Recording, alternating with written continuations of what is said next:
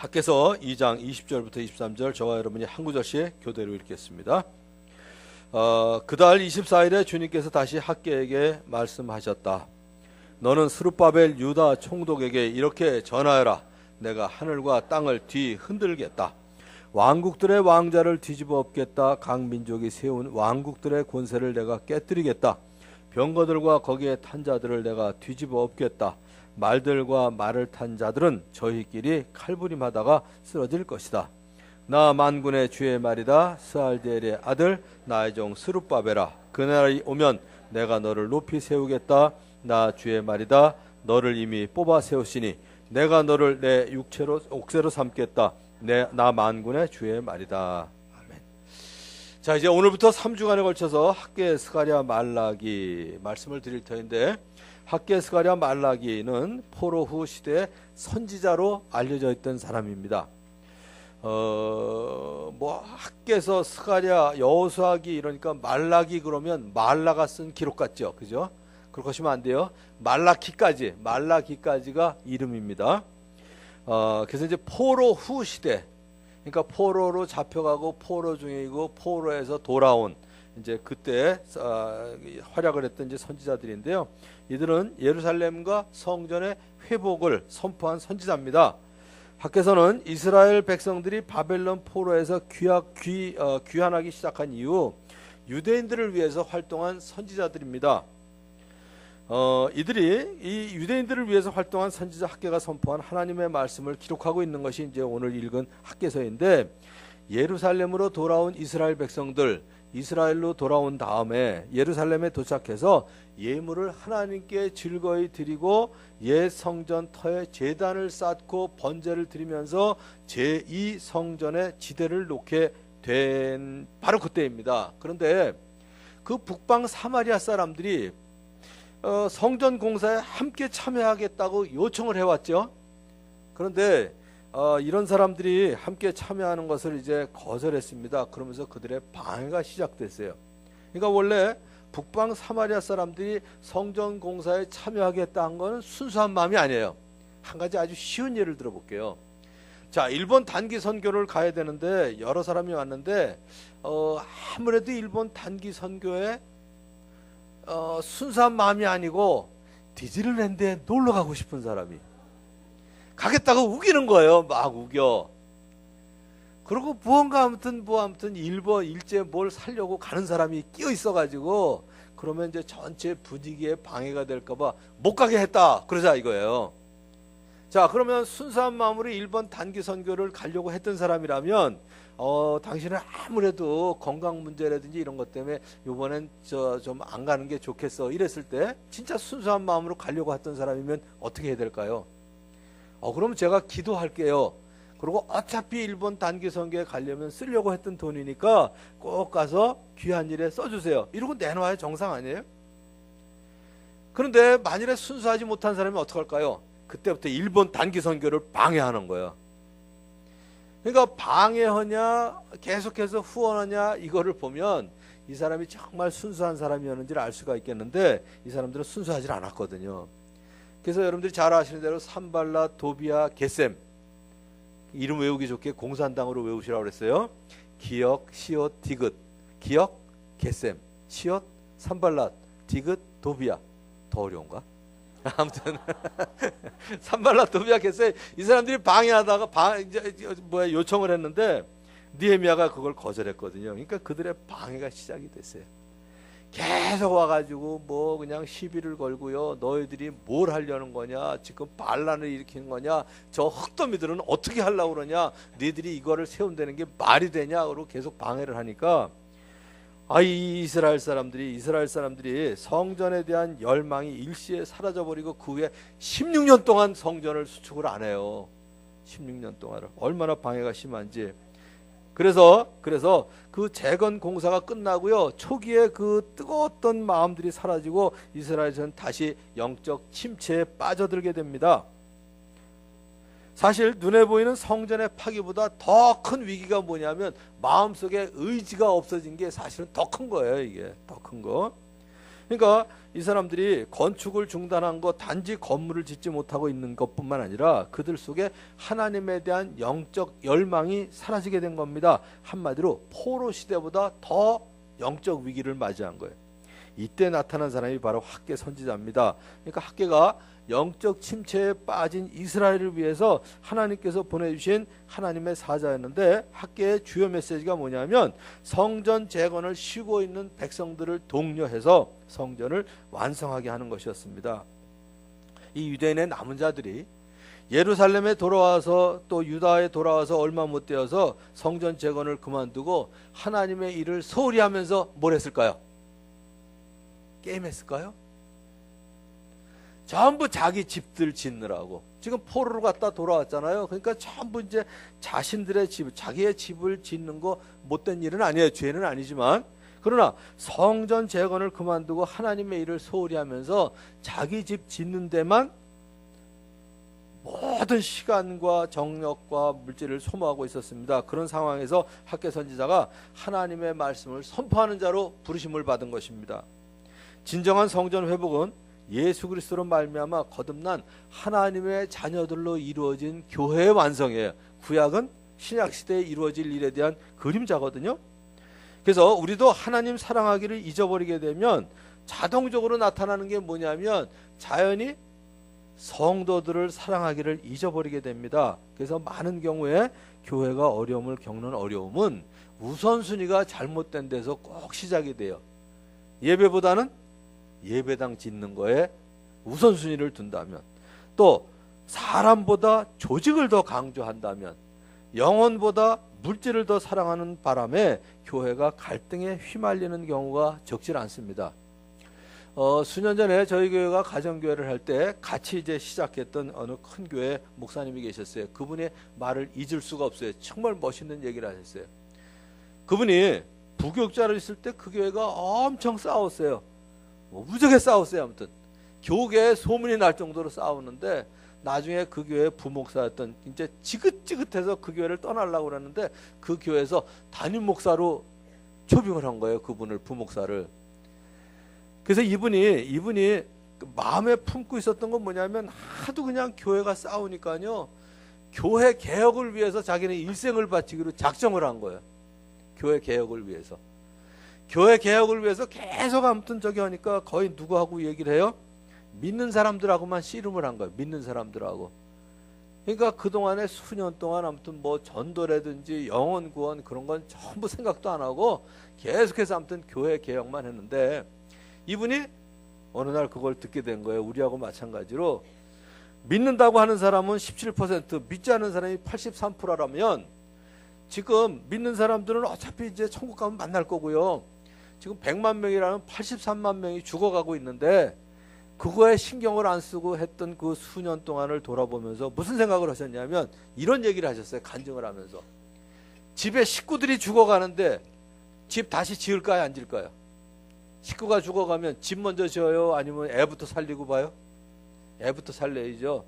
그래서 자기가 이제까지 아무튼 집 짓는 거, 교회 개혁을 하겠다고 계속 부르짖었는데 우선순위가 잘못됐다는 걸 깨닫고 영혼 구원하는 일에 들여지겠다. 이게 이제 우선순위의 회복이거든요. 우선순위의 회복. 또 우리 아버지 얘기를 해서 그런데 제가 이제 이번에 반대 얘기를 한번 할게요. 우리 집은 진짜 아무튼 이상해요. 지난주에도 얘기한 것처럼 자식들하고 얘기를 안 하셨다고 그랬잖아요. 학교를 안 와보시고요. 제가 군대 있을 때도 면회를 한 번도 안 온 집이에요. 근데 더 열불나는 건 뭐였었냐면, 우리 때는 이제 고3 때, 이거 뭐 평준화도 아니고 아무튼 시험 볼 때잖아요. 우리 아버님이 제가 고3 때 집 수리를 하셨거든요. 저 지금도 그 생각을 하면 왜 그걸 하셨는지 나 이해가 안 가요. 지금 같으면 벽돌 다 그냥 새로 하고, 지금은 어디 가도 벽돌 이렇게 건축하다가 이렇게 남아 있으면 갖고 가지도 않아요.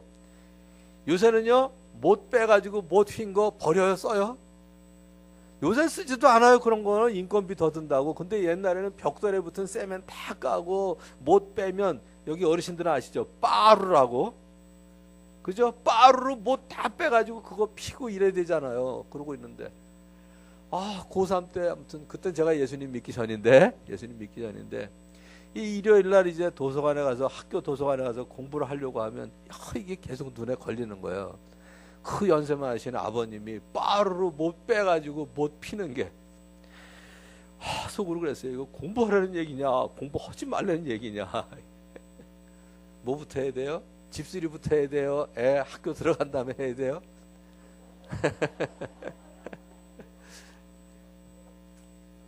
그때 제가 그래도 결심했어요. 에이 그냥 못 피자 그러고.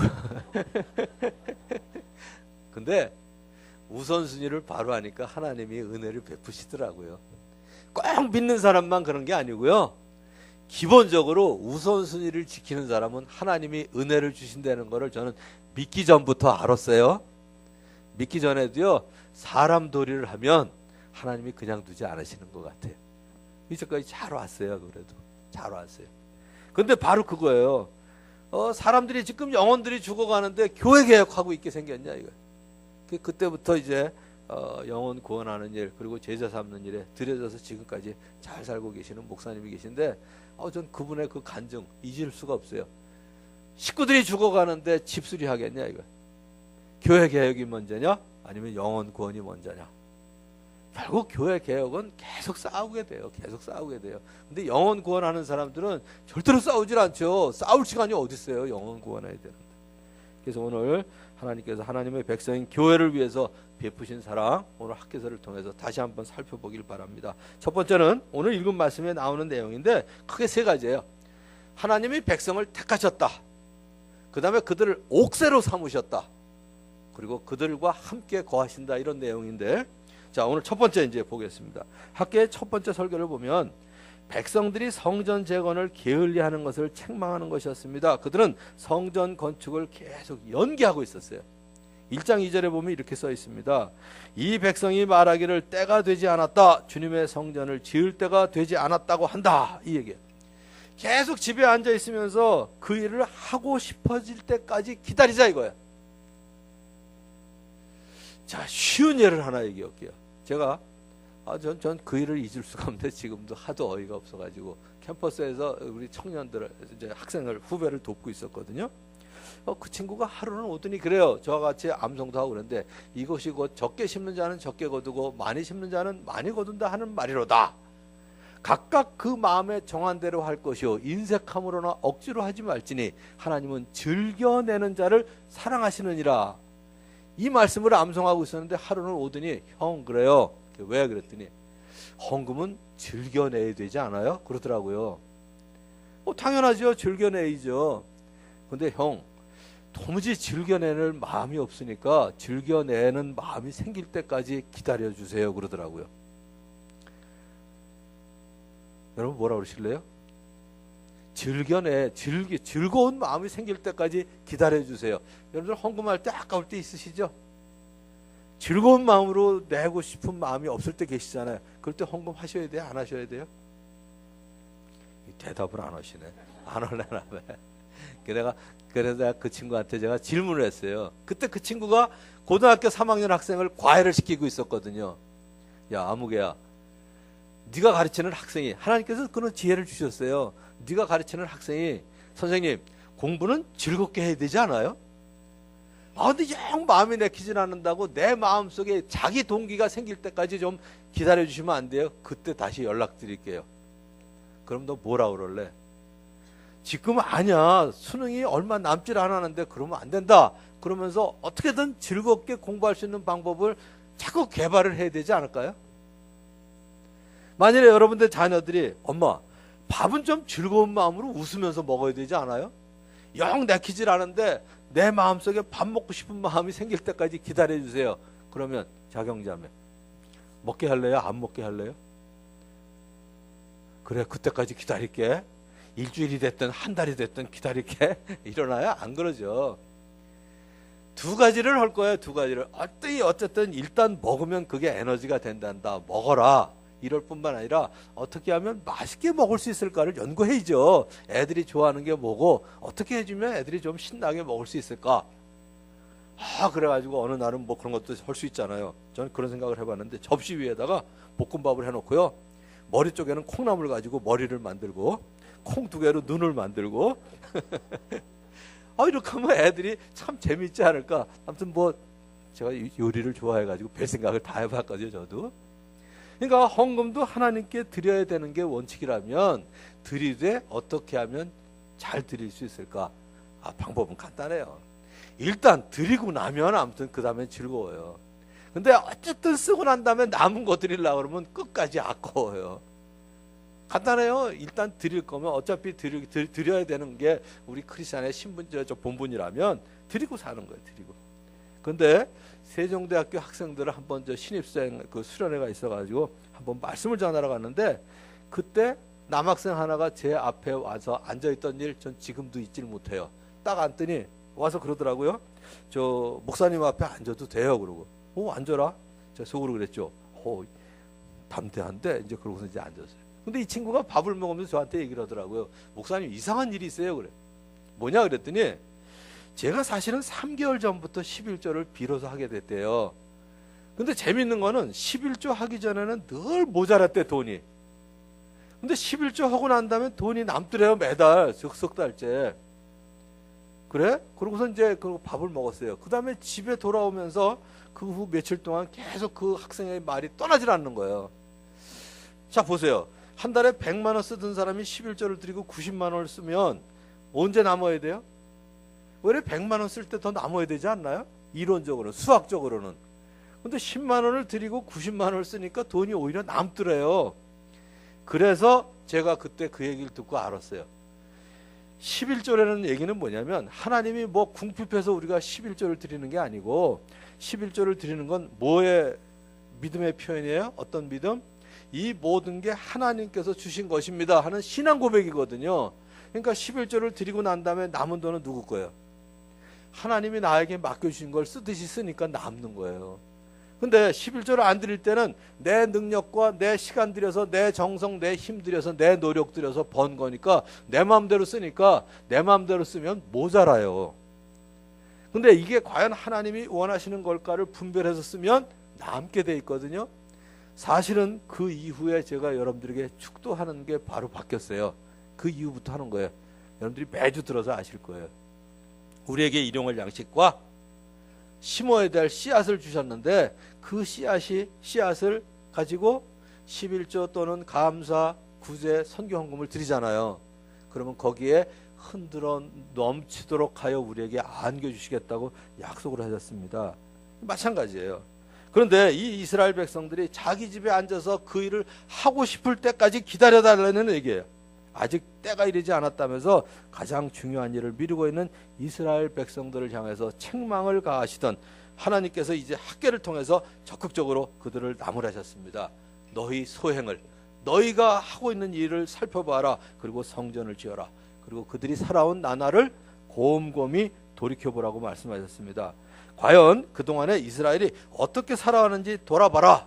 성전 짓다 말고 내버려두고 자기 일에 열중하였더니 그래서 결과가 얼마나 더 좋았느냐 그거 한번 살펴봐라 이거죠. 그런데 그들에게는 하나님께서 축복 아닌 저주가 뒤따랐습니다. 농사에 주력해서 아무리 많이 뿌려도 거둘 것이 없고 먹고 마셔도 배부르지 않고 그리고 흡족하지 않았던 것이 그들의 현실이었습니다. 그래서 지금까지 그 백성들이 택했던 자기 우선 정책, 자기가 늘 우선인 거예요. 자기 우선 정책은 완전히 실패로 돌아갔음을 그들의 삶의 현장이 증거해주고 있었습니다. 아까도 말씀드린 것처럼 사람이 해야 될 기본적인 도리. 그렇다고 해서 그 애들 시험 앞두고 집수리 하려는 얘기는 아니에요. 그럼에도 불구하고 사람이 해야 될 도리, 특별히 크리스찬들이 해야 될 도리를 하면요, 하나님께서 지혜도 더 주세요. 더 지혜도 더 주시고 하나님께서 공급도 해주세요. 그래서 제가 늘 강조하는 거, 이제는 기말고사도 다 끝났겠지만 이번 여름 수련회 때 애들 학원 보내느라고 공부 몇 자 더 배우게 하느라고 수양회 안 보내고 이런 일들은 절대로 안 하셨으면 좋겠어요. 그거 한 2일 3일 더 한다고 애들 지식 많이 늘어나는 거 아니고요. 제가 보기에는 하나님이 주시는 지혜가 더 많다고 믿습니다. 분명히. 뿐만 아니에요. 이제 여름방학 끝나고 나면 2학기 이제 중간고사, 기말고사 때 제일 가슴 아픈 게 뭐냐면 중간고사, 기말고사 때만 되면 이 청소년들 예배를 빠져요. 근데 그거에 대해서 옆에서 아무 얘기도 안 하시는 분 계시죠? 그거에 대해서 감히 강하게 얘기 못하는 게 애들이 그럴까 봐. 엄마, 그러면 엄마가 점수 나쁘면 책임질 거야? 그 책임을 왜 엄마가 져야 돼요? 그 책임을. 그 대신에 더 열심히 해야죠. 더 열심히 해야 되고, 또 하나는 더 열심히 할 때 하나님께서 지혜를 주시고 능력을 주실 거를 믿는 믿음이 있어야죠. 믿음이. 하나님께서 이걸 해결하시고 회복하시기 위해서 스룹바벨을 택하셨습니다. 그래서 우리의 삶에 있어서도 자주 또 정기적으로 뒤를 돌아보는 일이 필요합니다. 안 보면 그만큼 멀어져요. 눈에서 멀어지면 마음에서도 멀어지죠. 아마 웬만한 분들은 아마 이 영어 1학년 때 배운 거, 중1 때 배운 거 외우실 거예요. Out of sight, out of mind. 눈에서 안 보이면 마음도 멀어지게 돼 있어요. 한 가지 쉬운 예. 여러분들이 요즘 경건의 시간 가질 텐데 아침에 이스라엘 백성들이 요단강을 건널 때 일입니다. 하나님께서 뭘 하셨나요? 요단강 안에 있었던 돌 12개를 각 지파마다 한 명씩 나와서 하나씩 들고 나오라고 그러셨죠. 그리고 쌓아놓으라고. 왜 그랬을까요? 그 당시 요단강을 건너온 사람도 한두 달 지나면 다 잊어버려요, 그거를. 그러니까 늘 그걸 보면서 맞아, 요단강을 갈라지게 하고 마른 땅이 되게 하셔서 건너오게 하셨던 분, 이거를 기억해야 되고요. 또 그 자리에 있지 않았던 이 후손들, 나중에 쌓아놓은 돌들을 볼 때마다 물어볼 거 아니에요. 아빠, 저거 뭐예요? 그러면 옛날 얘기를 해드릴 거죠. 자, 여기 이제 어르신들이 있으니까, 계시니까 이제 얘기. 요즘 젊은 사람들한테 답답한 거 있으시죠? 유교를 모르는 이 젊은이들. 그죠? 유교를 모르잖아요. 겪으신 분. 저도 사실 못 겪었어요. 겪긴 겪었는데 제가 의식이 없을 때. 제가 만 2살일 때 유교로 그 유교 중간에 유교 발발한 지 2년 후에 저는 태어났기 때문에 유교를 1년 반밖에 경험을 못 했거든요. 태어나서 1년 반짜리가 뭘 알겠어요. 이런 것까지 기억하면 좋을 텐데, 그때 우리 엄마가 엄청 고생했어. 뒤에서 포탄 소리는 들리는데 저 그런 기억 전혀 없는데도 불구하고. 그러니까 이거는 자꾸 얘기해 주는 수밖에 없습니다. 그런데 주님께서 자기 피로 값을 치르시고 우리를 사셨습니다. 그리고 우리를 택하여 하나님의 자녀를 삼아 주셨잖아요. 이 구원을 인하여 우리가 하나님께 얼마나 감사하는 삶을 살고 있는지 자꾸 되돌아봐야 돼요. 그래서 1년에 보통은 이제 한두 번 성찬식 하는데 저희가 매달 아무튼 성찬식을 하는 이유가 그거예요. 근데 하나님이 우리를 얼마나 사랑하시기 때문에 그 아들을 보내셨는지, 우리를 사랑하시기 때문에 뭘 하셨는지 그거 우리 한번 기억해 보자 이거죠. 우리도 자기 우선 정책으로 살아오지는 않았는지 종종 우리 자신을 돌아봐야 됩니다. 우리 교회가 월요일부터 토요일까지 하나님 나라 일에 대해서 강조를 하다 보니까 여러분들이 지금 흐려진 게 몇 가지 있어요. 교회 일에 대해서 조금 흐려져 계세요. 주일 예배는 그래도 드리세요. 수요 예배 1년에 한 번도 안 나오는 것에 대해서 전혀 가책이 없으시죠? 성가대 쳐다보고 해야지. 그건 아니에요. 뭐 매주 나오려는 얘기는 내가 안 하겠어요. 워낙에 아무튼 한국 사회가 바쁘니까. 그런데 적어도 새벽기도 작정을 하고 몇 번은 나오고요. 그 다음에 적어도 한 달에 한 번 하는 다니엘 새벽기도회 하고, 그 다음에 세겹줄 기도회는 나와야죠. 이 정도는. 저희가 무리한 요구 거의 안 하거든요. 교회에서 필요 없이 아무튼 자주 모이는 일은 가능한 대로 안 합니다. 기본적인 것만 요구하는데 요즘 보면 너무 아닌 것 같아요. 그래서 교회 일, 하나님 나라 일도 중요해요. 여러분들이 월요일부터 토요일까지 하는. 그러나 수요일 저녁이라든지 주일 예배라든지 교회 일 중요하게 여기시는 여러분들이 되시길 바라고요. 가장 더 힘써야 될 건 뭐냐면 복음을 증거하고 사람들을 주님 앞으로 인도하는 일. 매주 우리가 기도하지만 정말 여러분들 마음속에 그게 있나 없나는 여러분들이 개인적으로 기도할 때 그걸 위해서 기도하나 안 하나 보시면 돼요. 우리 목장에서 적어도 금년에 한 명 이상 꼭 예수님 믿고 세례받는 사람 나오게 해주세요. 개인적으로 기도하시나요? 개인적으로 기도할 때 기도 안 하면 그거 여러분들 마음에 없는 거예요. 마음속에 있으면 얘기하게 되죠. 그래서 여러분들이 적어도 우리 목장에서 한 명 이상 금년에도 꼭 예수 믿고 구원받는 사람 생기게 해주세요 하고 기도하실 수 있는 여러분 되시기 바랍니다. 자, 이제 두 번째는 하나님의 백성을 인치시는 거예요. 우리 인친다 그러는데 이 새 번역 보니까 너무 또 아주 실감나게 번역을 해주셨더라고요. 옥새를 삼으셨대요. 옥새를.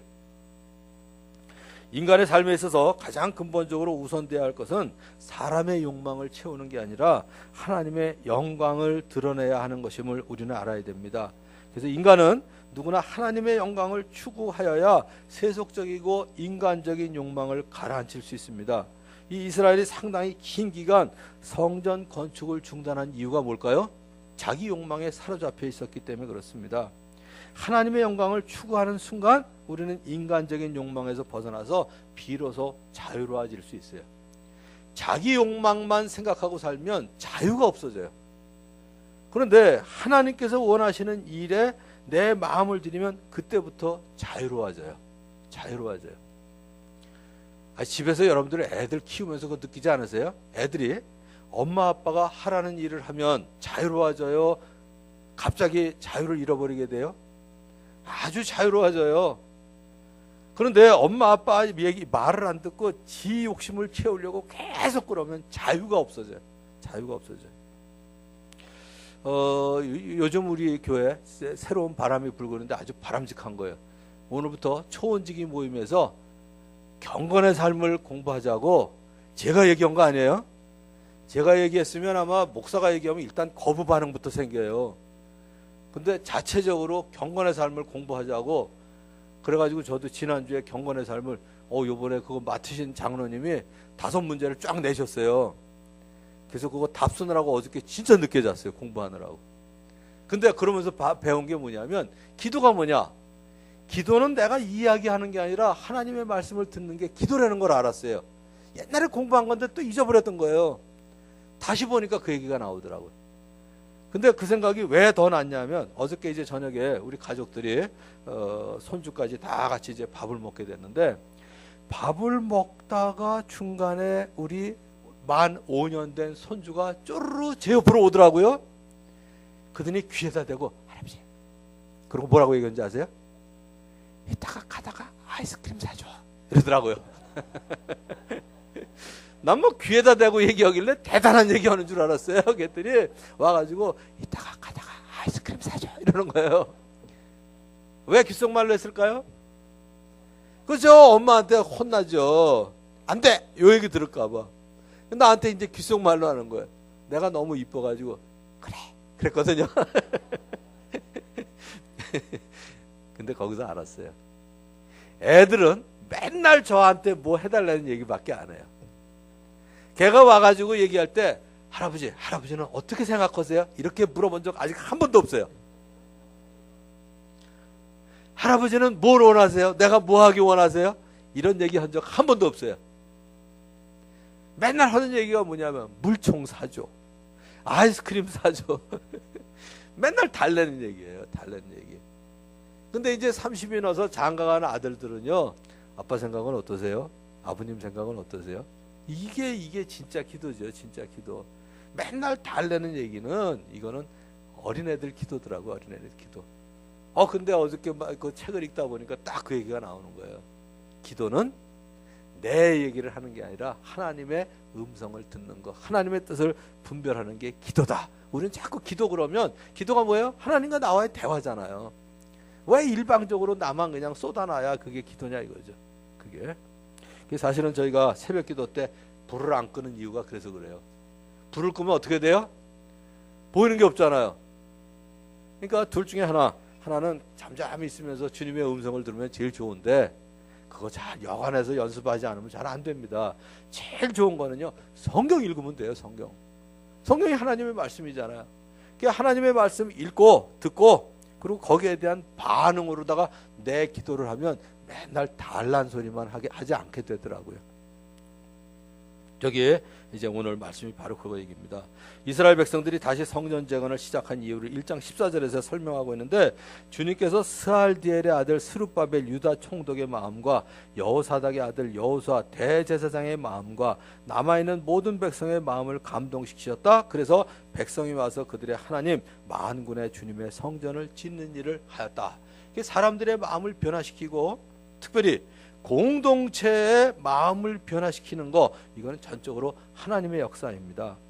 그래서 하나님은 학계를 통해서 스룹바벨에게 하늘과 땅을 진동시킬 것이라고 말씀하셨습니다. 이건 뭘 의미할까요? 하나님의 심판을 의미해요. 이방의 강대국들에 대한 하나님의 심판이 있을 것을 시사해주고 있는 얘기입니다. 그리고 하나님께서는 열방의 세력을 끝이 나게 하시고 그날에 스룹바벨로 주님의 옥새를 삼으실 것을 약속하셨어요. 이 옥새라는 말이 무슨 의미일까요? 권위를 상징하고 더 나아가서 위대한 다윗의 보증을 말하는 것인데, 예수님은 다윗과 스룹바벨의 자손으로 오셔서 하나님의 뜻과 이상을 펼치시는 모든 나라들에게 하나님의 옥새가 되셨습니다.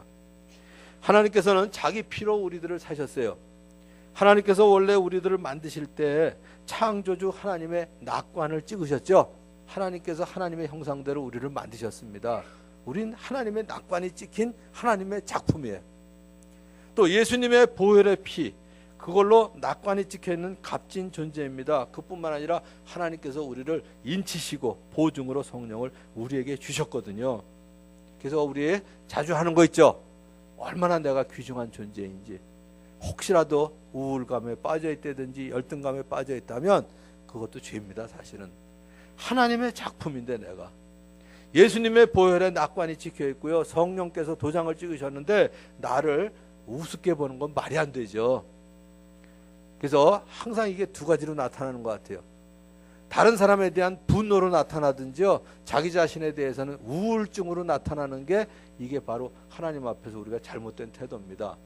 그래서 자주 하는 거지만 오늘 다시 한번 해볼게요. 또 여러분들 옆에 사람 보시면서 그렇게 귀한 분이신 줄 몰라봐서 죄송합니다. 그동안 또 잊었네요. 한번 사과하세요. 얼마나 우리가 귀중한 인사를, 귀중한 사람들. 아유, 지난번에도 그랬는데 그동안 잊고 살아서 죄송하다고 그래야 돼요. 부부간에도 절대로 그러지 마시고요.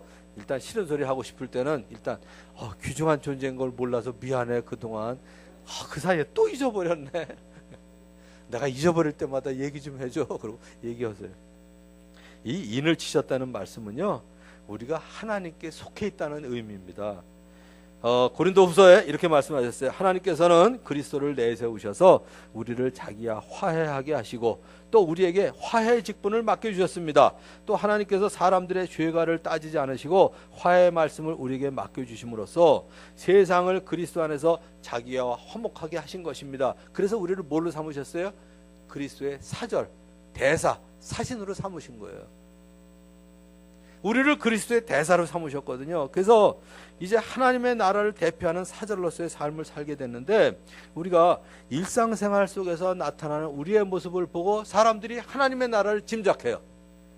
우리의 언어가 거칠면 하나님의 나라가 저렇게 거친 데구나.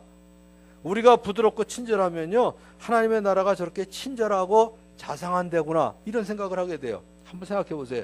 여러분들의 언어와 삶으로 하나님 나라를 믿지 않는 사람들에게 보여주고 있는데, 여러분의 언어와 삶을 보고, 가정에서 식구들을 대하는 모습을 보고, 여러분이 직장에서 보여주는 근무 태도를 보고 사람들이 하나님의 나라의 모습을 어떻게 짐작할까 한번 생각해 보시는 이 시간 되시기 바랍니다. 이제 마지막 세 번째는요, 하나님의 백성 안에 내주하시는 하나님입니다. 여기에 학계를 통해서 하나님께서 하신 격려의 말씀 속에 이스라엘과 맺으신 하나님의 언약과 그 언약에 대한 하나님의 신실성이 나타나 있어요. 그 옛날 찬란한 그 성전보다는 지금 짓는 이 성전이 더욱 찬란하게 될 것이다, 이렇게 약속을 해주셨거든요. 그런데 사실은 이 시대는 구약입니다. 근데 우리가 살고 있는 이 시대는 신약시대거든요. 신약시대의 성도들은 구약시대의 성도들이 맛보지 못한 축복이 있어요.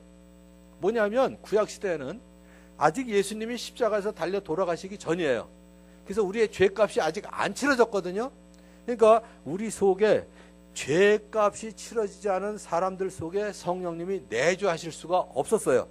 그래서 어떻게 했어요? 다 내주하신 게 아니라 그냥 임하셨어요. 한 가지 예를 들어 볼게요. 사울에게 하나님께서 쓰시기 위해서 사울을 쓰실 때 사울이 처음엔 겸손했거든요. 그때는 하나님께서 쓰셨어요. 근데 어느새 그냥 교만해져 가지고 그럴 때 하나님께서 떠나셨어요. 자, 더 쉬운 예를 들게요. 다윗이 우리아의 아내 바세바를 범하고 나단 선지자에게 지적을 받았을 때 다윗이 그걸 받아들이고 회개한 기도가 시편 51편입니다. 근데 그 중에 11절을 보면 이렇게 기도했어요. 주님 앞에서 나를 쫓아내지 마시고 주님의 성령을 나에게서 거두어 가지 말아 주십시오. 이렇게 기도했거든요. 지금 이 얘기는 뭐냐면 성령께서 그 안에 계셨더라면 떠나질 않으세요. 그런데 다윗을 들어 쓰시려고 성령이 임했는데 다윗이 범죄했을 때는 뭐예요? 성령께서 떠나신다 이 얘기예요. 그러나 신약은 안 그래요. 하나 예를 들어 봅시다. 여기 중고등학생이 하나도 없네. 말썽 좀 피운 사람, 성가대 중에 잘하면서 남자들 중에 전부 거짓말쟁이들만 있네. 여러분 자녀 중에 심하게 말을 안 들어요. 도무지 말을 안 들어. 이게 내가 뭔가 사업을 하고 있는데 도무지 말을 안 들어요. 좀 쟤한테 넘겨주고 싶은데 말을 안 들어요. 그리고 삐딱하고 아무튼 그냥 자기 욕망대로만 살고 그러면 그 구청에 가서 그 자식을 호적에서 지워버려요? 안 지워버려요? 안 지워버리죠. 그러나 뭐는 안 해요? 내가 하고 있던 사업을 그 아들에게는 넘겨주기가 싫은 거예요. 저 녀석한테 이거 넘겨줬다간 다 말아먹겠다. 그러면 안 넘겨줘요. 그러나 호적에서 이름은 안 빼버려요. 그게 신약시대를 사는 우리의 축복이에요.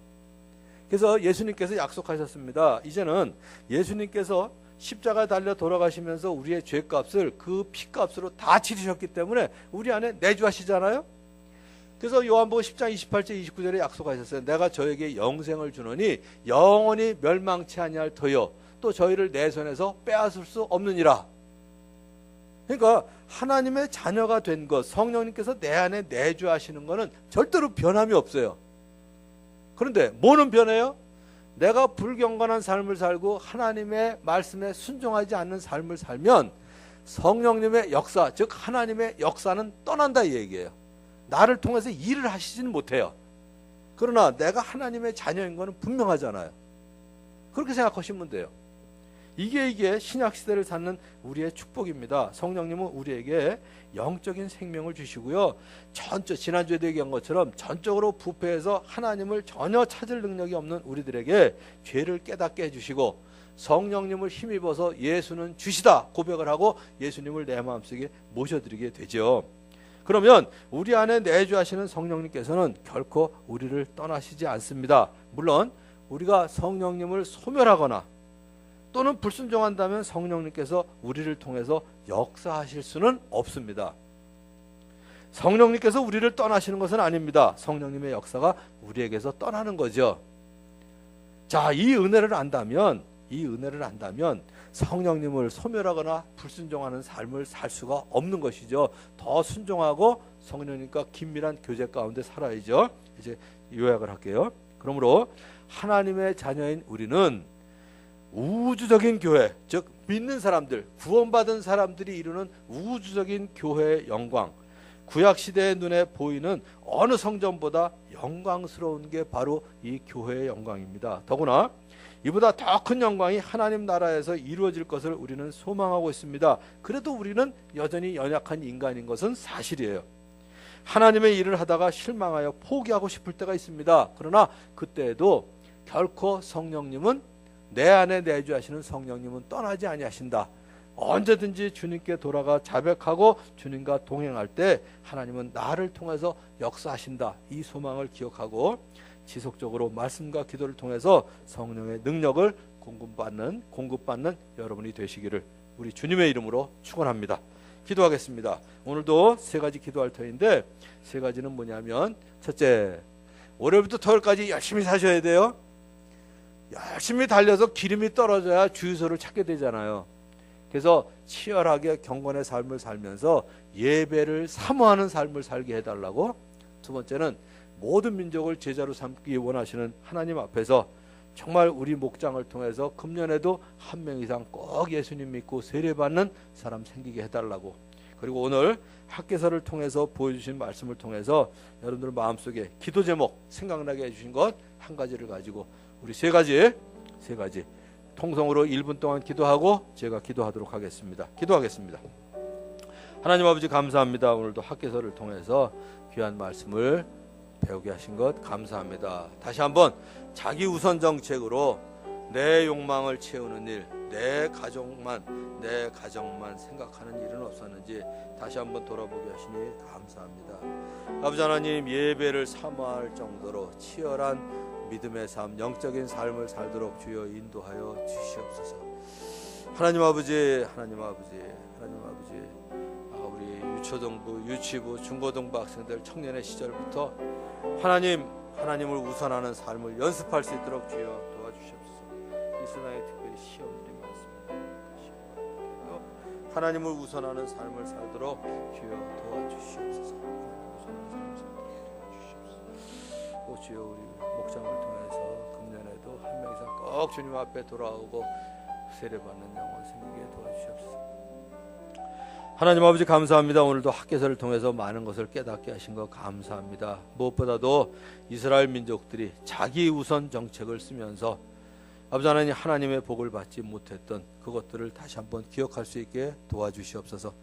아버지 하나님, 금요일부터 유초등부 수련회가 있었습니다. 어제 유치부 수련회가 있었습니다. 이제 이번 주 금요일, 토요일, 주일 청소년부 수련회가 있습니다. 또 8월 달에는 우리 청년들 수련회가 있는데 아버지 하나님, 이 수련회를 통해서 다시 한번 자신을 돌아보는 계기가 되게 하시고 자기 우선 정책이 아니라 정말 우선순위를 하나님께 드리는 삶을 중고등학교 때 어릴 때부터 연습할 수 있도록 주여 도와주시옵소서. 특별히 이 나라의 시험이 문제입니다. 중간고사, 기말고사, 수능 이러한 것들 앞에 있더라도 우리에게 지혜를 주시고 붙들어 주시는 하나님께 먼저 우선순위를 드릴 줄 아는 연습들을 할 수 있게 도와주시옵소서. 아버지 하나님, 이제 참 주님께서 영광스럽게 이루실 교회 완성을 소망하면서 늘 예배를 사모하는 삶 살게 하시고, 아버지 하나님, 또 모든 민족을 제자로 삼기 원하시는 하나님, 각 목장마다 적어도 금년에 한 명 이상 꼭 예수님 믿고 세례받는 영혼들 생기게 도와주시옵소서. 예수님의 이름으로 기도하옵나이다. 아멘.